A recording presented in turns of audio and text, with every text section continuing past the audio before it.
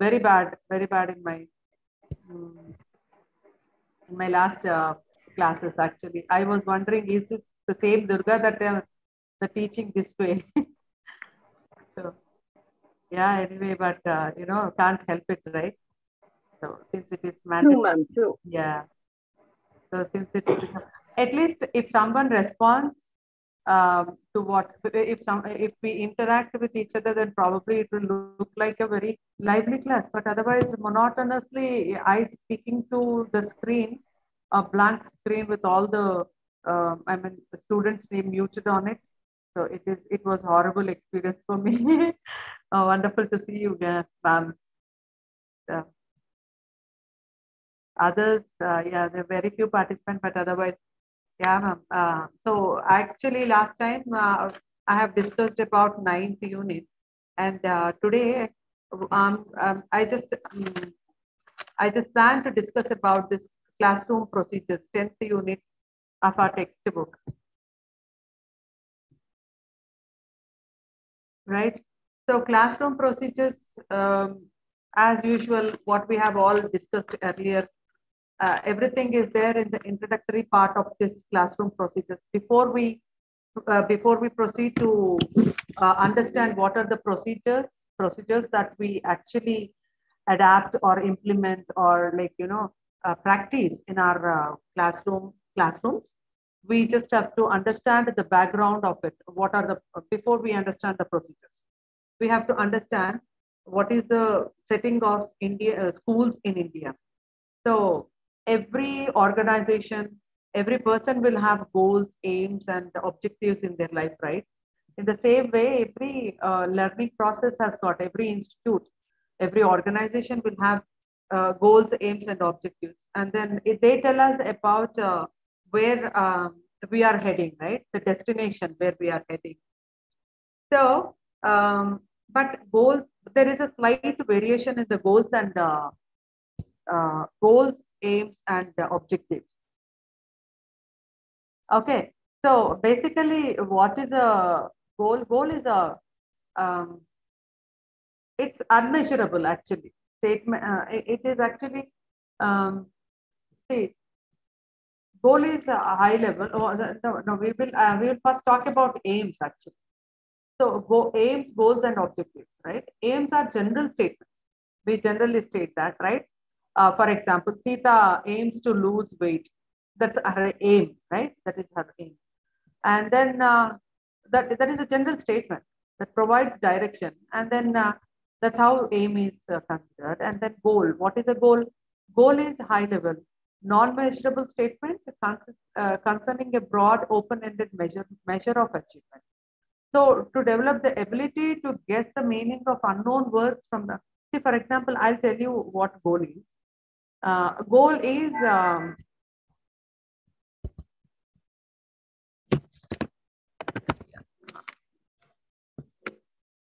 goal is an indicator.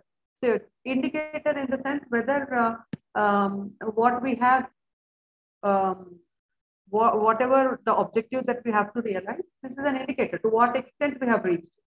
That is the goal. And objectives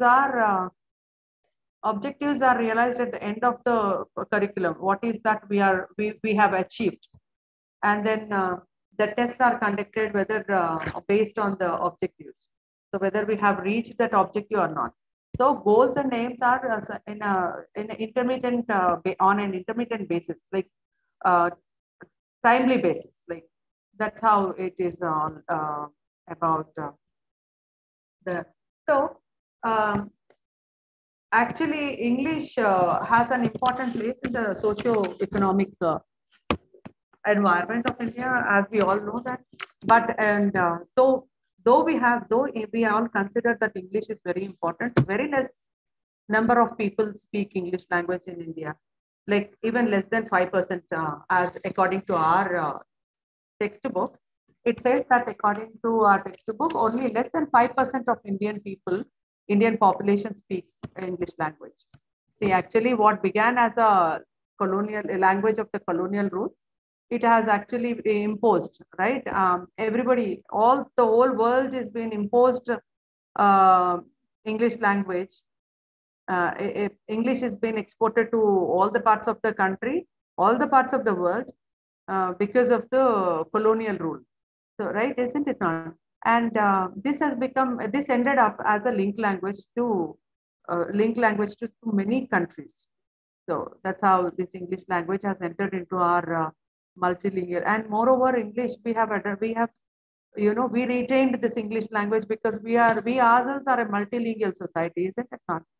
So we retained this language.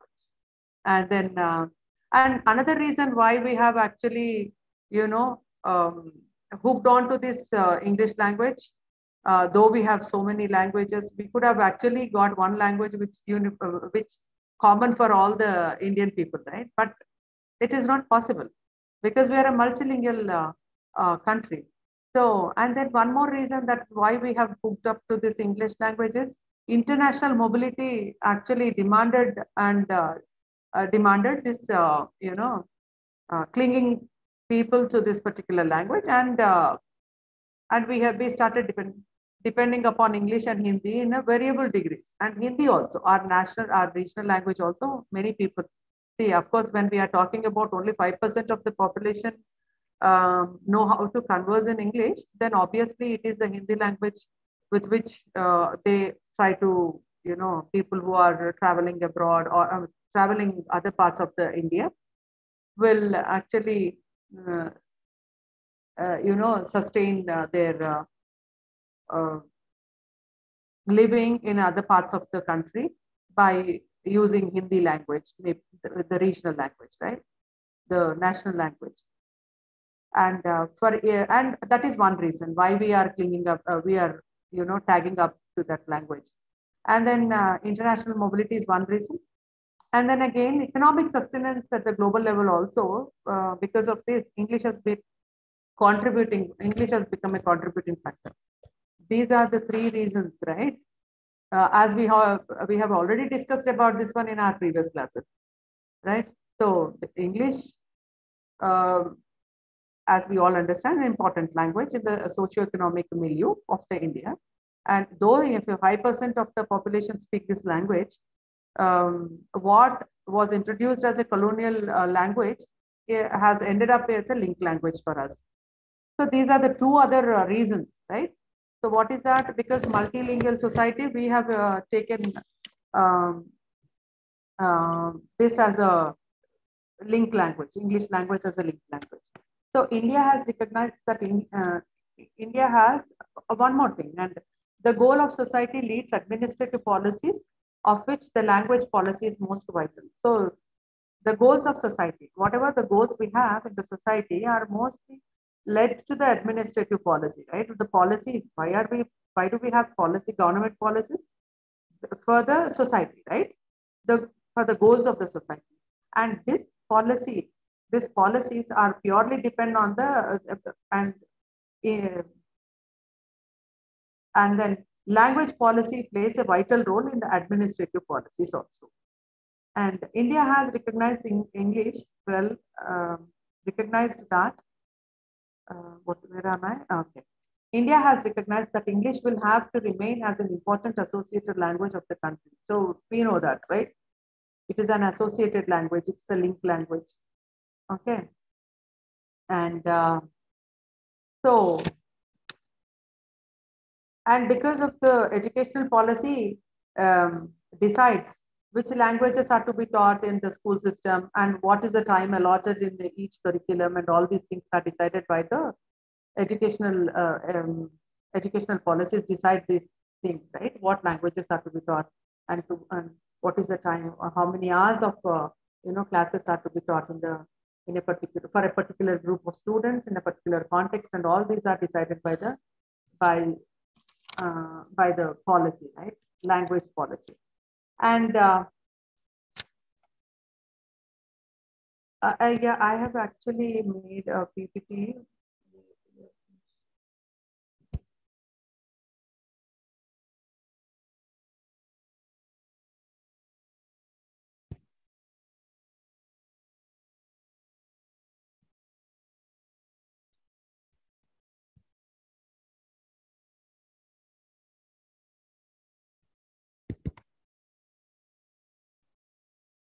So this one. So goals, aims, and objectives tell us destination towards which we are heading. English has an important place in the socio-economic milieu of India. So we began, so this is one slide that I have made. What began as the language of the colonial rulers imposed upon the nation ended up as the link language of the multilingual society.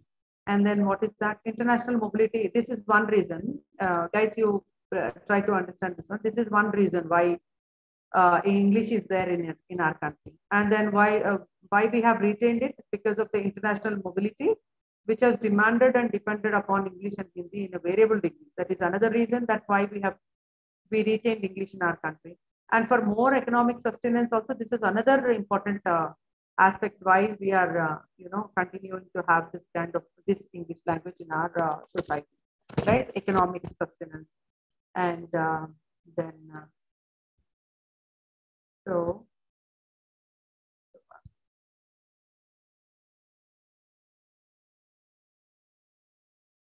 yeah. And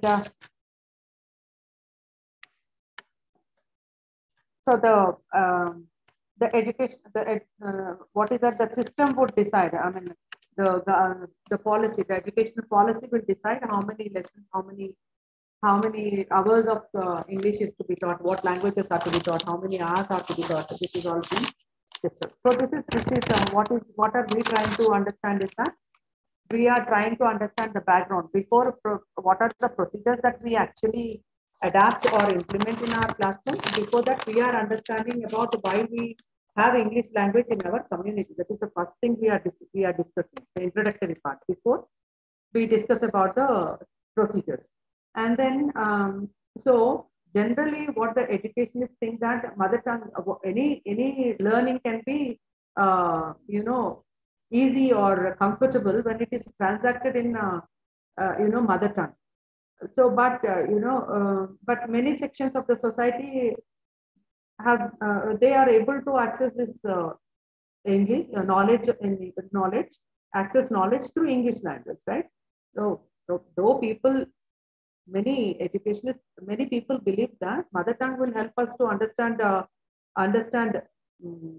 the subjects better, but otherwise also English language will help us access knowledge invariably, right?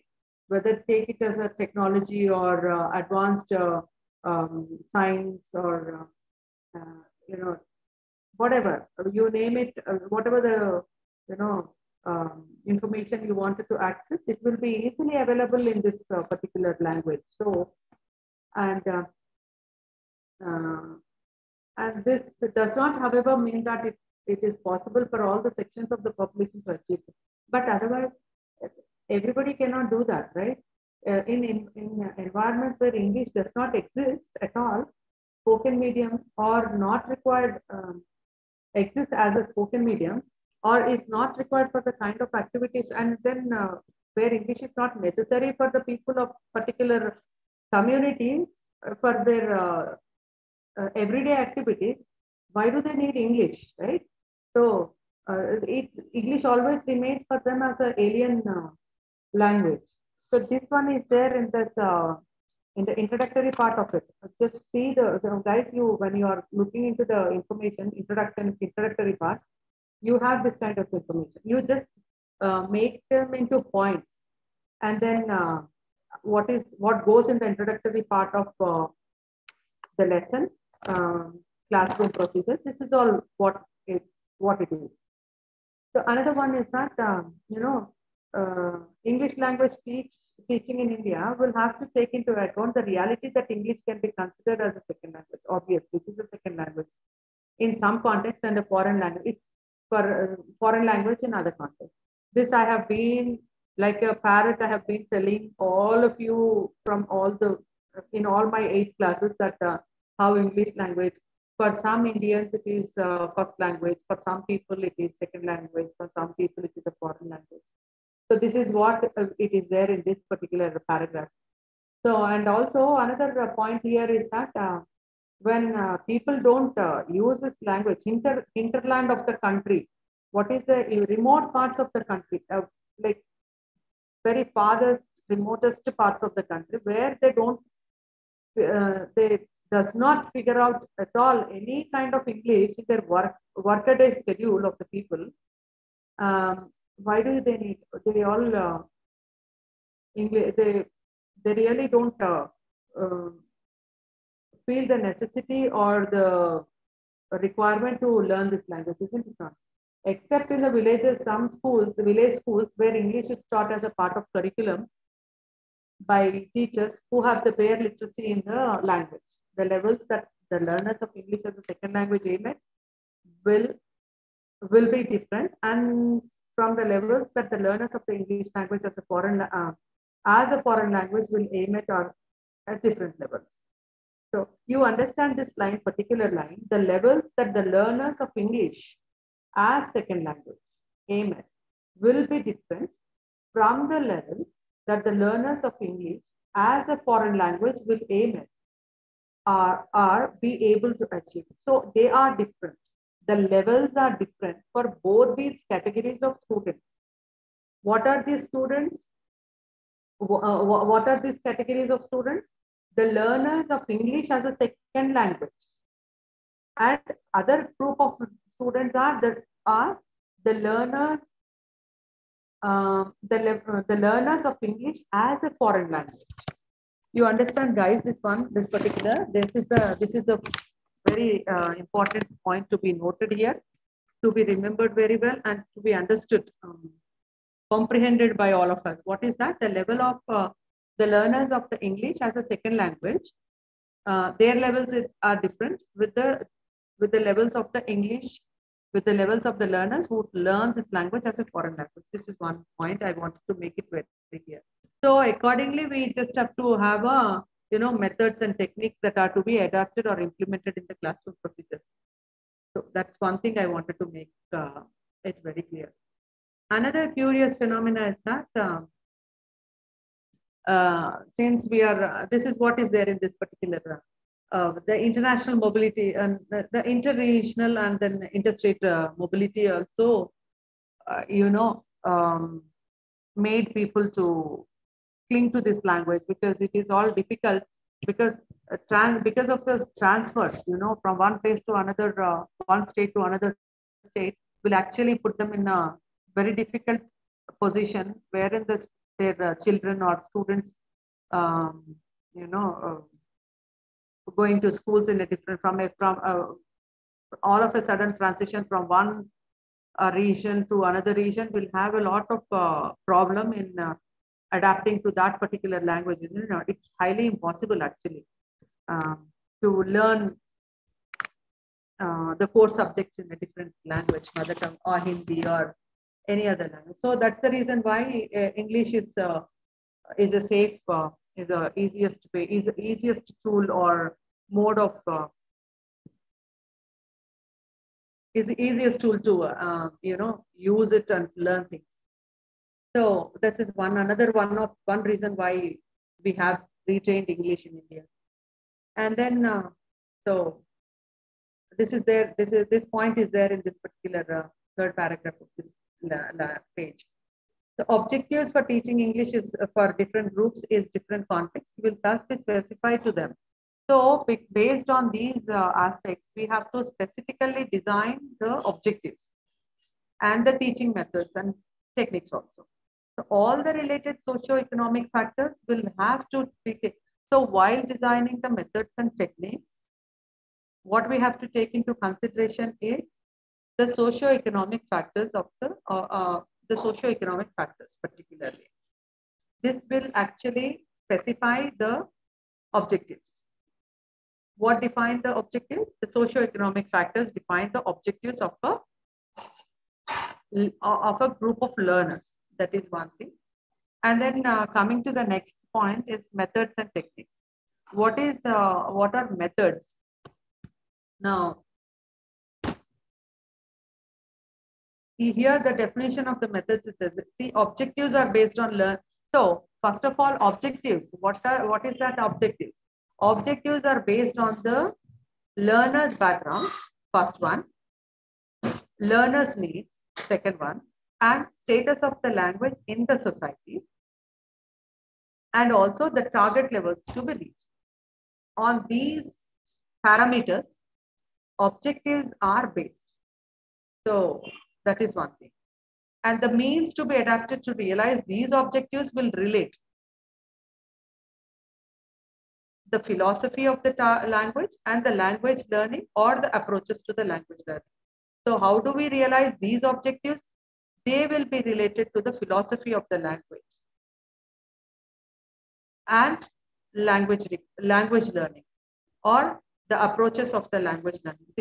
This is how we can realize the objectives that are set. And these objectives are based on differently for different groups of students, based on their learner background, learner's needs, status of the language in the society, and the target levels to be achieved.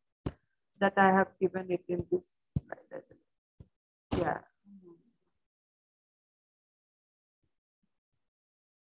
Now here, objectives are based on learner's background, learner's needs, status of the language in the society, and the target levels to be reached. The means to be adapted to realize these objectives will relate to the philosophy of the language, the approaches of the language learning. These are the two things that we have to keep it in our mind. Okay. And then coming to the another point here is the overall plan of the various activities. The overall plan of the various activities to be implemented in the class is called methods, and the actual activities and the strategies that we employ or we adapt in a practical classroom are referred to as techniques. This is the difference between the methods and techniques. Now you understand, you just have to be very clear about this, the differentiation between the methods and techniques. Methods is nothing but overall plan of various activities. What are the overall plans? What are the overall plans? I'll just tell you. Overall plans are like give them.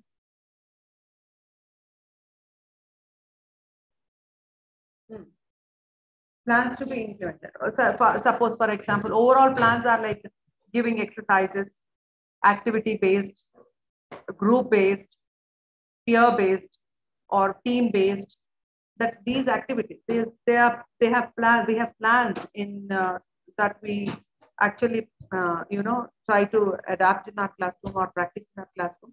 And overall plans of the they will be all, the curriculum will be designed based on these objectives, and then the methods. The methods are like the tools that we actually implement, with which we actually work on it and then apply some strategies accordingly. So that is called overall plans.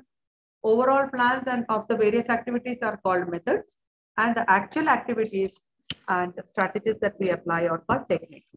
So this is one thing. And now here, and one more thing, the procedure is more comprehensive.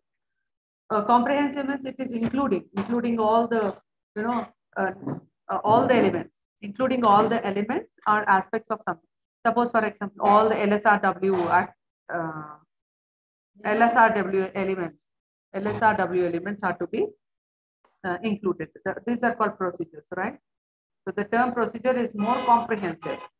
It includes how a teaching item is presented, how it is practiced, and how it is evaluated.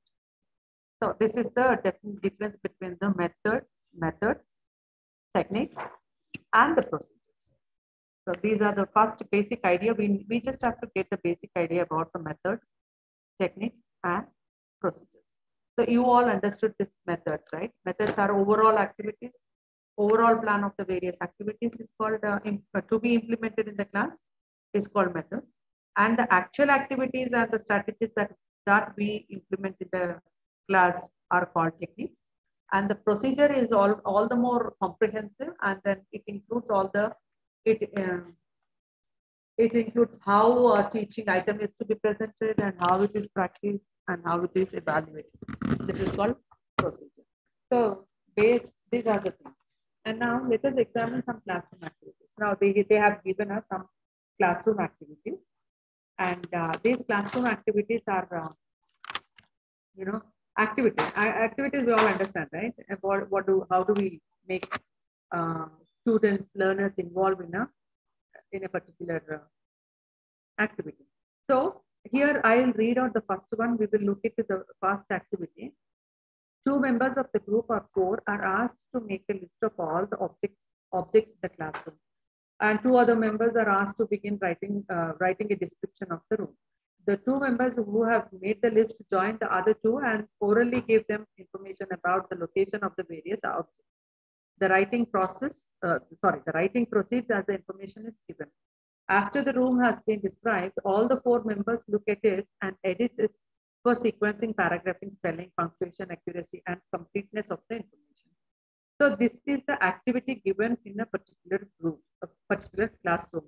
And then what are by which we are actually achieving these objectives, realizing these objectives. And what are we focusing on? Skill focus writing, sub skills listening, paragraphing, editing. Other skills are listening and speaking. Function is describing. What are they describing? They're describing the room and the classroom.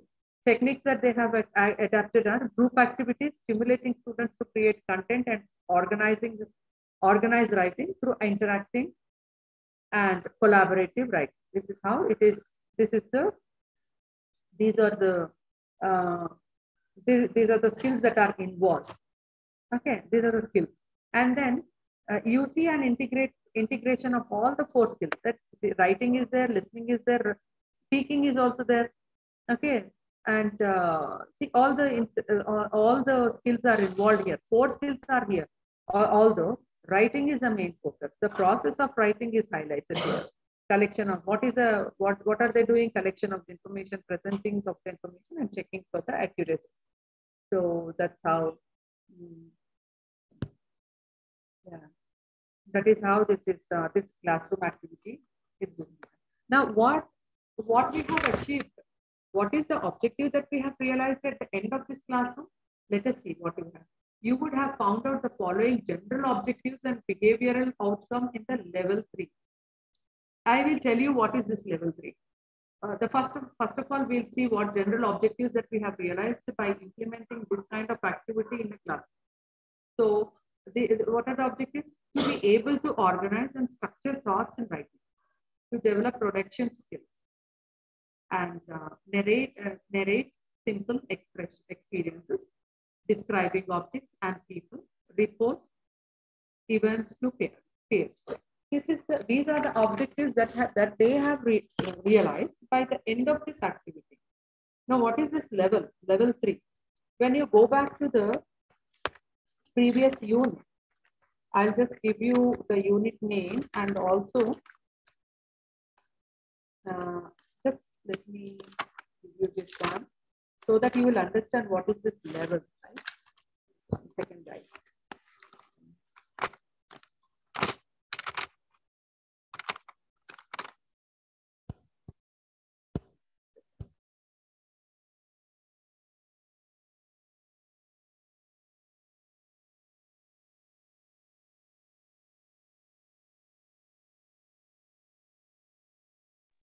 Yeah, guys. So you have this one in the chapter. If you want to understand what are this level 3 language teaching 9th unit, if you go to the 9th unit, there are certain levels. Level 1, level 2 are given, and level 3 is for which age group of students or which standard of the students is this level applicable is 6th to 8th level of the 8th class. This level of comprehension is it needs to be realized by the student. So what is that? Level 3, if you go back to the level 3 in the 9th unit, what is our general objectives at this stage are to negotiate their own learning goals and evaluate their own progress. So edit, revise, review their own work, to understand, enjoy, and appreciate. And you see what is that? To use language and vocabulary appropriately in a different context and social encounters. To be able to organize and structure through structure, structure thoughts in the writing or speech. To develop production speech. To use dictionaries suitable to their needs. To understand and enjoy or whatever. The last one so these are the objectives or the general objectives that are to be realized by the level 3 category. Level 3 students. Level 3 comes under the age group of or the standard of school standard of 6th to 8th class. So I think I made it clear to all of you that what is this level. So there are levels also. And now if you ask me what is this level 2, what is the level 2? Then level 2 are the students who are in the class of 3rd, 4th and 5th. And level 1 is 1 and 2. So what the general objectives that are to be realized by this uh, the students of these classes are being very clearly mentioned in the previous unit, that is 9th unit. So you just go through, read that and understand. So and then they have given another activity, and then two activities are there. So listen to the music and write down the thoughts. The second activity actually talks about listen to some music, and then write the thoughts, what you feel, write whatever the thoughts that cross your mind while listening to this music and all that.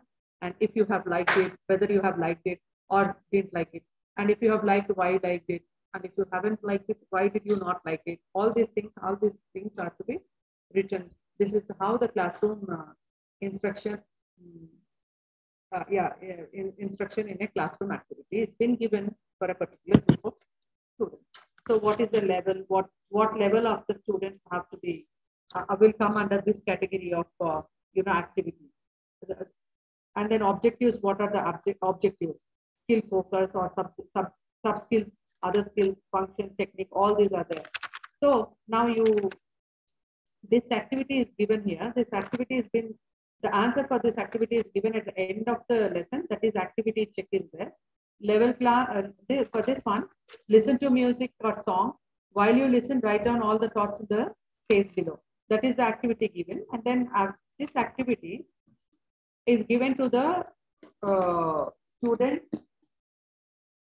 students of 8th class and 9th class students. 8th or 9th class students. So what are the objectives? Objective of this activity is to stimulate written expressions through appeal to affect. Appeal to affect in the sense emotional state. So that is one activity. So what will they do? What are the skills what is the skill that they are focusing on? Writing skills. And sub skills are editing and revising. Other skills are listening and reading. And the function is responding to the musical input. Function is responding to musical input. And this is how. A technique is activated verbal expressions through musical input, appeal to emotions, experiences. So this is how this one activity is being given. And then coming to the C, this C1 is not been given. Yes, C is also given here. Okay, so what is this one?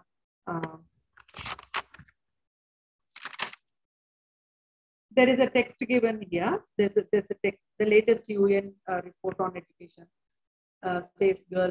This textbook text is given to some students, particular students, and then they have given an exercise to be completed by after reading this one, comprehend, understand this text, and then some coherence strategies are given, and we have to fill in the blank here. And that is one thing. And then besides these objectives and some of the techniques that we can adapt in our classrooms are structural approaches. And another technique that is communicative approach. These are the two approaches. These are the techniques based on the structural approach, techniques based on the communicative approach. We can adapt these in the different according to the standard of the learners, and be particular about the group of the learners. Whichever approach suits should be given to that kind of to that category of students. Yeah. See, let me talk about this one. Some examples of techniques based on the structural approach are mentioned here. Substitution tables, practice sound patterns through repetition with audio recording, role playing, dialogue for particular situation. So if you want to understand about the structural approach and the comparative approach, go to the second unit. Yeah, the second unit, theoretical basis for the classroom practices. You will have these approaches, okay, wherein we can actually teach a classroom. Okay, so that's how this one, historical perspectives of the language teaching. So after this, what are the historical prospects? In that, there is a list of perspectives which are given, and then elaborately these two approaches are being explained in this particular unit. You just go back, revisit this unit so that you can understand what structural approach and also communicative approaches are. So I'll just give you revise you what structural brief explanation for this structural approach. And it is like a creation of a situation. Structural approach is nothing but a creation of a situation and practice dialogue there. And then what is communicative approach? And communicative approach is nothing but rule discovery and generalize that. That is how these two things are there. Like puzzles, like riddles. These are the activities which can be practiced in this communicative approach. And then where this one structural approach, particular situations are given. Like you are inviting your friend to your birthday party, or you are, thanking somebody for receiving a gift, a special gift on your birthday. You have encountered that person, in person, so you are thanking. So how do you thank them? That is all structural approach. That is an hypothetical, situation where the students are given the situation and then they are practiced role-playing dialogues. That's how this is all about. And then further proceeding, some other procedures are there. So what is that? Some other procedures are one more. The procedures are warm-up. See, the procedures listed above are some of those commonly used in the Indian classrooms. And now the procedures what we are going to understand, these are the procedures which are not suitable for the in the Indian context, but at the same time, we can take the help of these, or we can actually, as an ancillary or as an auxiliary methods, we can adapt these methods we can adapt these methods whenever there is a need. But otherwise, we don't generally follow these procedures in Indian context. So let us see what are the procedures that we don't use in our Indian context. So the procedures listed above are some of the commonly used in the classroom procedures, and procedures based on other approaches have been tried in other situations. We will present some of them here. So 159 hours course for adult immigration, the sixth class in the course proceeded this way. Review. So what are these procedures? Warm up. First one is warm up. Warm up is like just, warm up in which individual students were moved with commands such as, this is a fast moving warm up. So what is that? Pablo, drive your car around, Michael, and honk your horn. Jeffy, throw the red flower to Maria. Maria screamed, Rita, pick up the knife and spoon and put them in the cup. So take it, take a drink of water and give the cup to Ellen. So this is how these are warm-up activities, just to make them comfortable actually. These kind of activities are basically make the student more involved in the classroom, wherein they actually, strip away their shyness and then feel comfortable among the others. Okay, gather their courage to speak in the classroom, stand up, these things to make them comfortable. These are the warm-up activities. So we all understand, right? Before we do some um, hard exercise, we warm up, right? That's how this kind of activities followed in the classrooms. Other new items are vocabulary and commands are introduced. The next thing is that new items of vocabulary and commands are introduced. For example, this is one way. And then next, the instructor asks some simple questions which the students could answer with the gestures such as pointing. And role reversal. Students readily volunteered to utter commands that manipulated the behavior of the instructor and other students. So, utter commands that manipulated the behavior of the so that is the role reversal. Reading and writing. The instructor wrote on the chalkboard.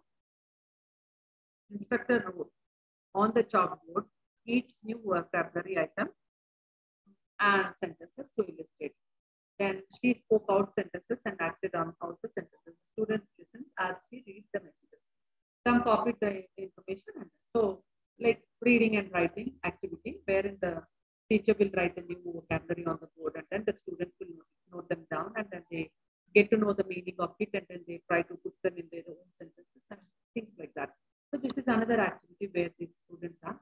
This is the procedure how to procedures that are followed in a classroom to make the participants learn the language, right? And this another one. This procedure is based on the total physical response method developed by James Asher. And what is this actually? And this is for the beginning learners who have no language with them. It operates through commands giving in the imperative forms. You all understand what is imperative, right? Commands. Like it involves physical actions in response to the verbal command. So instead of a verbal commands, they will give the physical command. They will show the physical actions. Where the instructor will show the physical action, and then the student will follow it. So it is based on the behaviorist psychology. The objectives are to present language incrementally along. This way is incremental development of the oral proficiency. This is one thing. These are other. And then community learning, language learning. What is this community language learning? Another one, main objective is the oral proficiency, but the sentences are written on the board and are copied down by the students in their notebooks. So this is another one. Community language learning is that the teacher will give the two students will be given. One student will be speaking in their mother tongue, and the other will repeat the same sentence in the English language. That is how community language learning will happen. So this is one thing. And this one is theoretical basis for the technique. This approach is appropriate for this community language. What is that theoretical basis for this technique is counseling learning, where relaxation of the learners is the first step to learn. So this is one thing.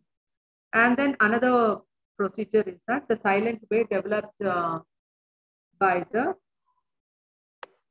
Getagon uses color rods. So each color rod represents one sound, and then there are a number of color rods. Rods which are colored, right?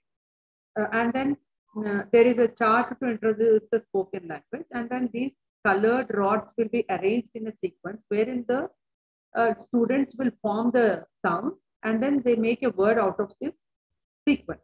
That is one technique which is adapted in the beginning to develop in the beginner level. Like, and then emphasis is given on the correct pronunciation, stress, and intonation. This is another procedure which we adapt in the classroom situations, right? And then suggestopedia is a method that is based on the learning through suggestion by the teacher in the relaxed environment with music and comfortable learning environment. Very comfortably, very slowly, without making them anxious or like, worried or stressful. This is suggestopedia is a method where the teacher will give them lot of comfort environment where they will relax, and then the music will be played, and slowly the learning process will happen. It's an incremental basis. This one is also an incremental basis. Slowly they start from the basics and then they slowly move forward to the advanced level. So all these techniques tell us about the ways. This last paragraph will comprehend why we have learned all this one. All these techniques tell us about the ways in which language learning can be promoted but are not practically suitable for the context of language learning that we in India are dealing with.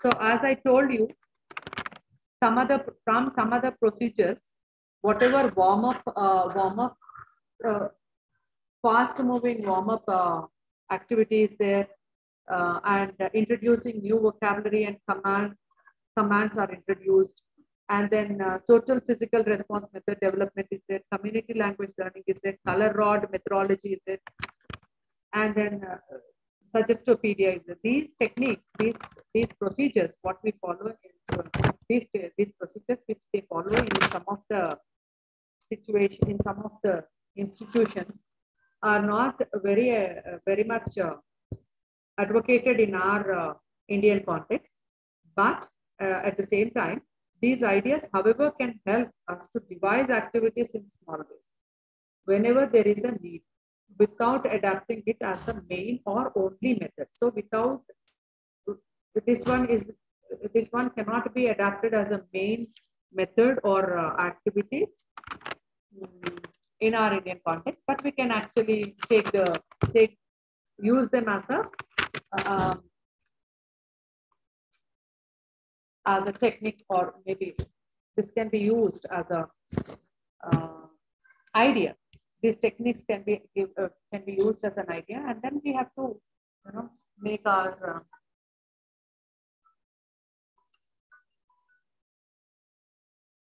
our own methodology and then implement that.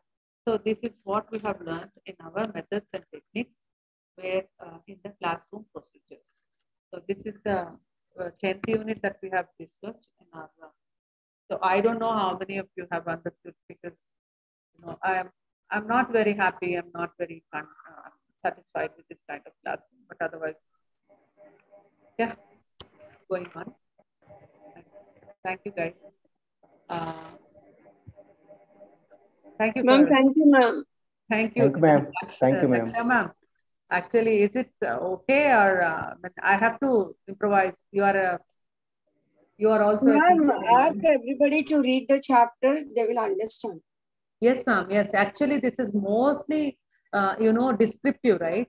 And if it is a story, that would have been a different thing. The story would have been a really different level of explanation. But it is all mostly, it is descriptive, that we need to read a lot in order to understand the sentences, the content of it, and then what it is actually talking about.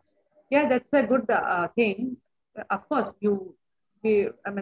all of us should read the lessons as many times as possible, so that we can actually understand. I actually put myself in your group also, because though I am this side, but still I'm still learning.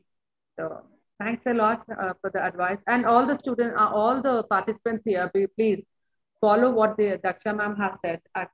You need to read the lesson a couple of times to understand this, and then ultimately that's you guys who are going to write the exam. So I think you will definitely read it, and then anything there we will discuss.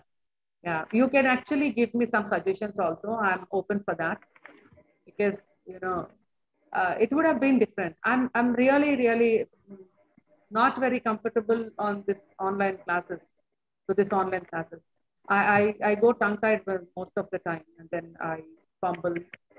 Yeah, things going on like that. But anyway, thanks a lot. I think I shouldn't say all this online, because it is recorded, and then maybe some people might evaluate also. Otherwise, yeah, that's the thing. So I am greatly indebted to all of you, because You have a lot of patience to listen to me. Thank you, guys. Thank you, ma'am. Thank you, ma'am. Thank you. Thank you, guys. Please read the textbook. Huh? And anything, anywhere I went wrong and you have any point to make, please, next class, you all unmute yourself because I think you can unmute yourself. And then we can have an interactive session wherein I don't have to speak all the time. We can actually, this has to be, see, what is the drawback in our education system is that mostly the teacher will talk. We don't have an interactive session, right? Yeah, but anyways, I think you will understand because most of you are teachers also. So thank you guys. Thanks a lot. Thank you, ma'am. Yeah, thank you. Thank you, ma'am. Thank you, ma'am. Bye, ma'am. Bye, bye. See you guys. Bye, ma'am. See you tomorrow. Hopefully Yes, we'll see you physically again next. Yes, ma'am. Yeah. Thank you, guys. Bye. Thank you. Bye. Bye, ma'am. Bye, bye.